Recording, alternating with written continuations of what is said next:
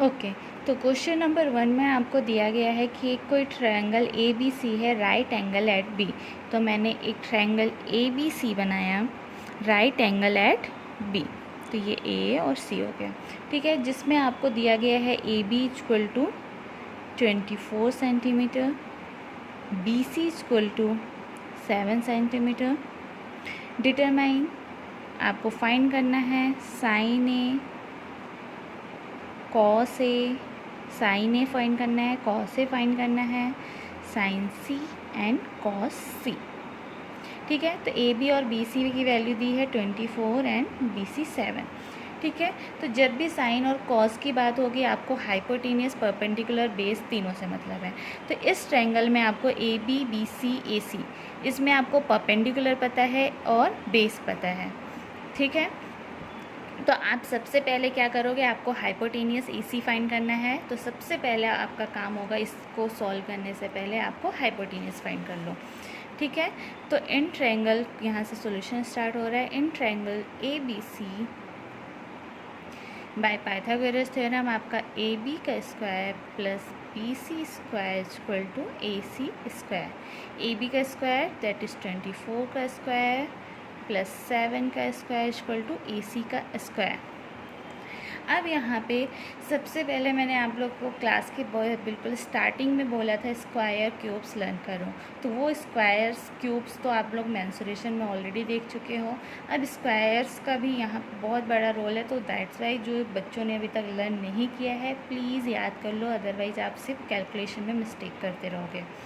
तो 24 का स्क्वायर क्या होता है आपका 576 प्लस 49 इक्वल टू AC, ठीक है। इसको आप सिंप्लीफाई करोगे तो AC स्क्वायर इक्वल टू 625 हो जाएगा। आपको AC की वैल्यू चाहिए तो अंडर रूट ले लिया, और 625 किसका स्क्वायर होता है 25 का। तो AC की वैल्यू आ गई आपकी 25, ठीक है। तो ये आपको AC की वैल्यू 25 आ गई है।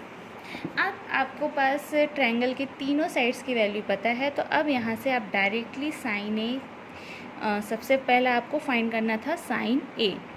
तो साइन ए, तो ए के अपोजिट साइड वाली चीज़ को हम लोग पहले आप चाहे तो लिख लो, परपेंडिकुलर अपॉन हाइपोटेनियस फॉर्मूला होता है। तो परपेंडिकुलर कौन सा होगा, एंगल ए के अपोजिट साइड वाला साइड दैट इज़ BC। तो BC अपॉन हाइपोटेनियस ऑलवेज वही रहता है, BC अपॉन AC, और BC की वैल्यू कितनी है 7/25, ठीक है। उसके बाद आपको फाइंड करना था cos A. Cos A equal to होता है बेस अपॉन हाइपोटेनियस। बेस अब क्या होगा, ए जिस पे एंगल बना है वही बेस होगा, that is AB upon AC, और AB की वैल्यू है 24/25। नेक्स्ट आपको फाइंड करना था साइन C। अब यहाँ पे साइन C फाइंड करना है, तो साइन C में क्या हो जाएगा आपका C के अपोजिट साइड वाला साइड दैट इज़ AB को परपेंडिकुलर इस वाले लोगे। अगेन फॉर्मूला तो परपेंडिकुलर अपॉन हाइपोटेनियस ही रहेगा, बट इसमें आपका एंगल चेंज हुआ तो आपके साइड्स में भी कुछ चेंजेस आएंगे, ठीक है।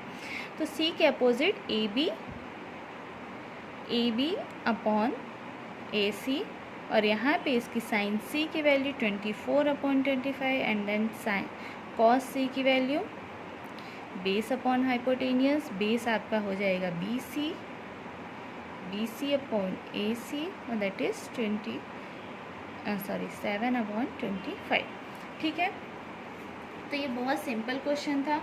अब ये क्वेश्चन नंबर 1 के जैसे ही आपका क्वेश्चन नंबर 2, 3, 4, 5, 6 तक है, ठीक है। 6 नंबर क्वेश्चन आपके एग्जाम्पल से बिल्कुल एक जैसा है, तो आप एग्जाम्पल उसके लिए फॉलो करना, ठीक है। क्वेश्चन नंबर 2 मैं बता दे रही हूँ, 3, 4, 5 आपका होमवर्क है, ठीक है। तो जब भी जो भी होमवर्क कर ले मुझे ज़रूर मैसेज करके बताएं, या फिर आप लोग यूट्यूब की लिंक में कमेंट करके बता सकते हो मुझे, ठीक है, कि कितने क्वेश्चंस बन गए, और जो नहीं बने वो मैं आपको समझा दूँ। तो मैं यहाँ पे क्वेश्चन नंबर 2 समझा रही हूँ।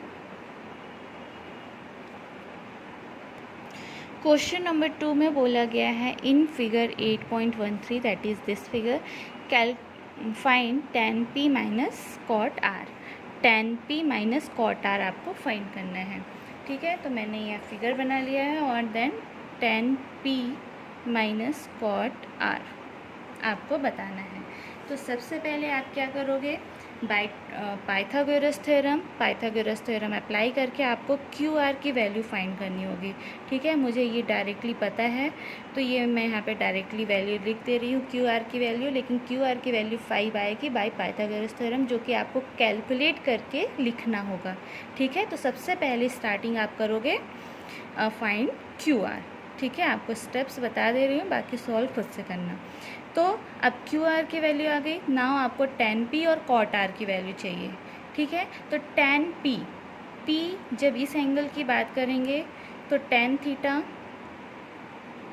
Equal to perpendicular upon base, perpendicular p के अपोजिट साइड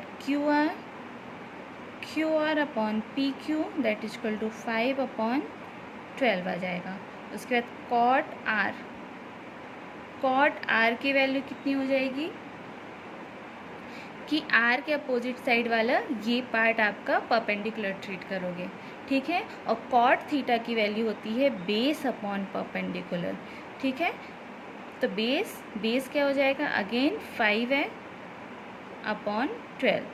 अब आपको tan p minus cot R बोला था, tan p और कॉट आर की वैल्यू आपको पता चल गई है। तो tan p minus cot R equal to कितना हो जाएगा, 5/12 माइनस 5/12, और आपका आंसर कितना आएगा, 0, ठीक है। तो ये बहुत सिंपल था। उसके बाद क्वेश्चन नंबर 3 बुक में ही देख लो।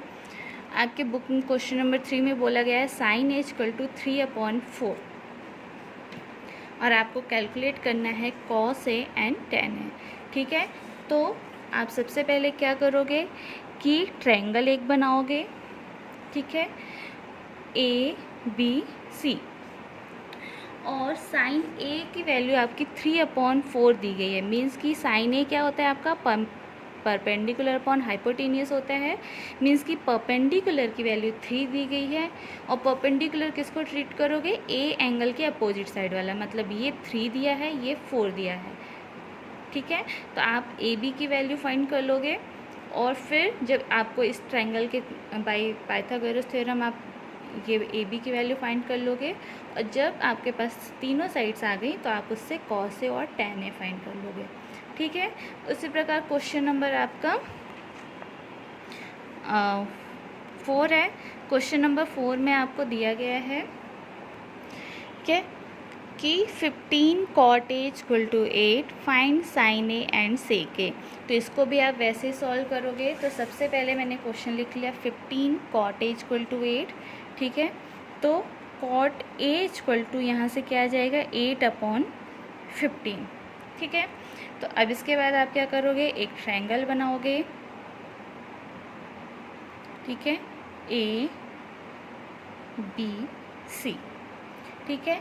cot a की वैल्यू, तो cot थीटा इक्वल टू आपका क्या होता है, cot a इक्वल टू होता है आपका बेस अपॉन परपेंडिकुलर, ठीक है।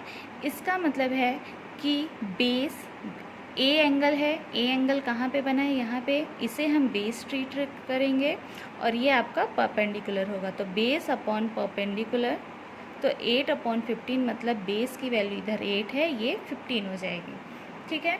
अब आपको परपेंडिकुलर पता है, बेस पता है, तो आप हाइपोटेनियस फाइंड कर लोगे। एंड देन हाइपोटेनियस फाइंड करने के बाद आपको इसमें बोला गया है क्वेश्चन में कि आपको इसमें फाइंड करना है साइन ए की वैल्यू और सेक ए की वैल्यू।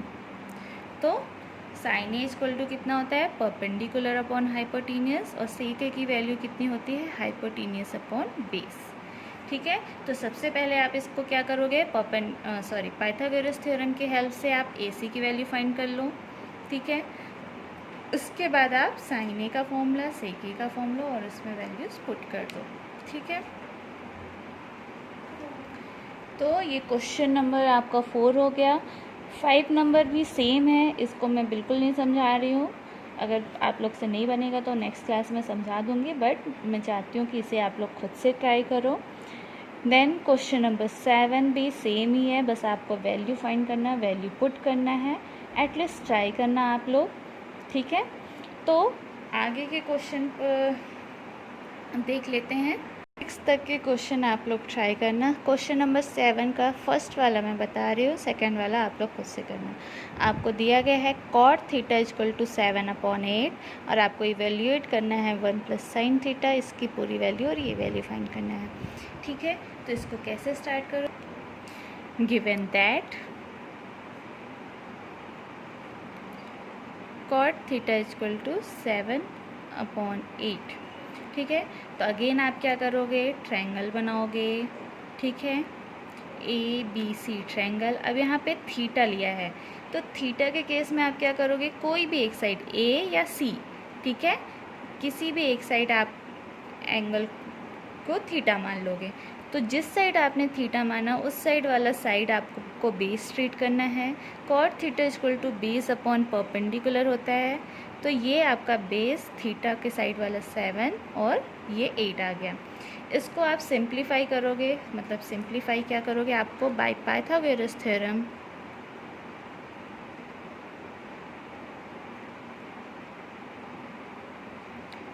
आपको AC की वैल्यू फाइंड करनी है। ठीक है, तो मैं डायरेक्टली जा रही हूँ, that is AB square plus BC square equal to AC square होता है। तो 8 का स्क्वायर 64 प्लस 7 का square 49 equal to AC square.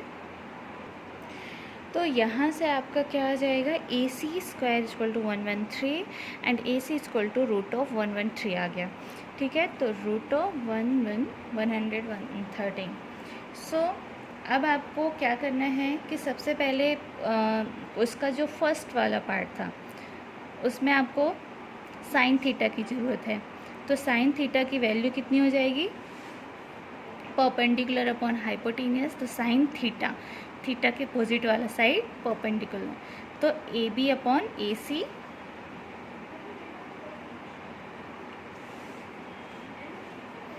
That is equal to 8 upon root of 113। अब ये साइन थीटा की वैल्यू आप सारी उसमें पुट करोगे, तो 1 प्लस रूट ऑफ 118 अपॉन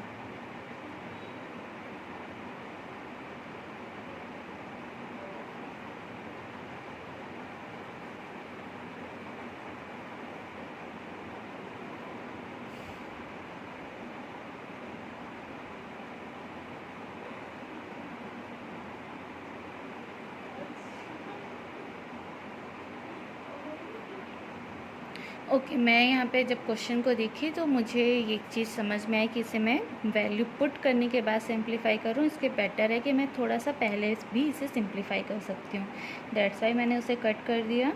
तो 1 प्लस कॉस थीटा, ये आपका क्वेश्चन था।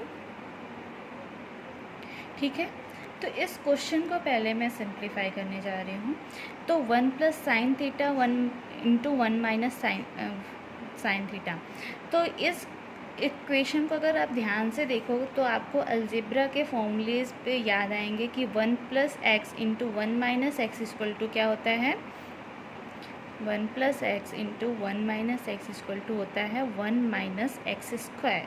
ठीक है, तो अलजेब्रा के फॉर्मूले आपको बहुत ट्रिग्नोमेट्री में यूज़ होंगे, तो दैट्स वाई आप लोग जो 9th क्लास का अलजेब्रा के फॉर्मूले आपने पढ़े हैं उसे एक जगह कहीं अच्छी तरीके से लिख लेना। स्टार्टिंग में जो फॉर्मूले की कॉपी बनाई हुई है स्टार्टिंग में फॉर्मूले लिखने के लिए, वहाँ सारे अलजेब्रा के फॉर्मूले फ्रॉम 9th क्लास जितने भी फॉर्मूले आपको पता है और जितने भी बुक में दिए उसे ज़रूर लिख लो, उसे बहुत अच्छी तरीके से लर्न कर लो, क्योंकि वो सारे फॉर्मूले अभी यहाँ पे ट्रिग्नोमेट्री के आगे जो आप सिंप्लीफाई प्रूव दैट वाले क्वेश्चन सॉल्व करेंगे उसमें बहुत ज़रूरत आने वाली है।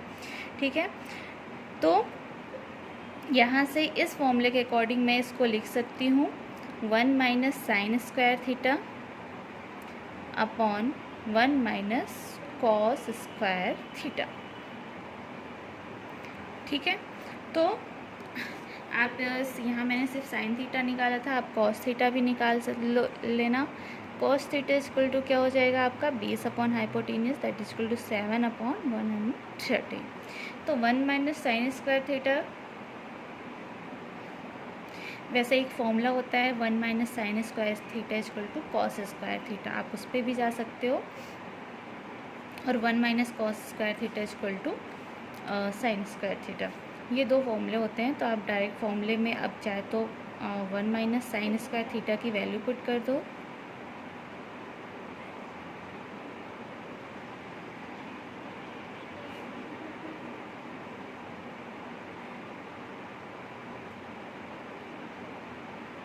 ये भी एक फॉर्मूला होता है जो कि आपकी बुक में ऑलरेडी दिया हुआ है, बट इस एक्सरसाइज में नहीं इसे यूज़ किया गया। तो आपका यहाँ एग्ज़ाम में कोई एक्सरसाइज से नहीं आता क्वेश्चन, आपके पूरे बुक से आता है, तो आप कभी भी उस फॉर्मूले को यूज़ कर सकते हो। तो दैट्स वाई मैंने यहाँ पे ये कर लिया है, ठीक है। तो 1 minus sine square theta 1 minus cos square theta की वैल्यू ये पुट कर दी है। और cos theta upon sine theta हमें पता है क्या होता है, कॉट थीटा। तो cos square theta upon sine square theta क्या हो जाएगा, कॉट स्क्वायर थीटा। तो यहाँ पे कॉट स्क्वायर थीटा आ गया। तो इसका मतलब है कि आपको कॉट थीटा ऑलरेडी पता था, तो आप सिंपली आप इसी का स्क्वायर कर दो, ठीक है। आप चाहे तो इतने स्टेप स्किप कर सकते हो उस केस के लिए जब आपको ये फॉर्मूला पता है, लेकिन यहाँ पे आपको फॉर्मूले ये वाले नहीं पते थे, दैट्स वाई हमने ये पूरा स्टेप किया एंड देन आपने उसको सिंप्लीफाई किया, ठीक है। तो यहाँ मैं एक्सरसाइज 8.1 कंप्लीट कर रही हूँ, बाकी आगे के question as it is same है। तो आप इन्हें प्रीवियस एग्जाम्पल और ये प्रीवियस क्वेश्चन को देख के ज़रूर सॉल्व करना, और जो क्वेश्चन नहीं बने वो सारे क्वेश्चन मुझे कल तक बताना, ठीक है। Thank you.